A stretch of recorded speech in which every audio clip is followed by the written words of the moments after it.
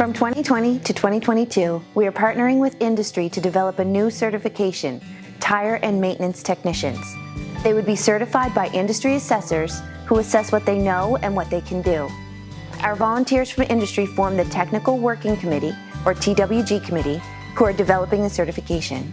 The biggest challenges in facing the automotive industry in Nova Scotia are people. Technicians, a lot of us are getting older. We're not eventually going to end up not working unless we start finding younger people who want to get into the trade is going to be in very dire straits. Skill sets can be quantified and qualified, and employers can have confidence in the quality and consistency of the training required. Candidates will also have confidence in the program that provides the training and knowledge required to enter the industry at an entry level and possibly an opportunity to move up through apprenticeship into becoming a licensed journey person. I believe it brings value as employers that are hiring tire and maintenance technician be confident in the person that they are hiring if they have their certification, and it is a stepping stone to further the career in the automotive industry. I think value to the industry is brought by being able to hire well-educated, qualified, motivated individual to the auto service base. It is a great stepping stone for the people that get certified if they want to go on further as an automotive service technician. And I always say that the only thing between your vehicle and the road are your tires.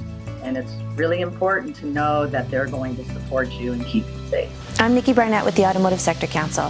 Wherever you are in Nova Scotia, we are listening to your automotive power industry needs. We facilitate the co-development and implementation of projects and resources to help you navigate the path to growth and sustainability.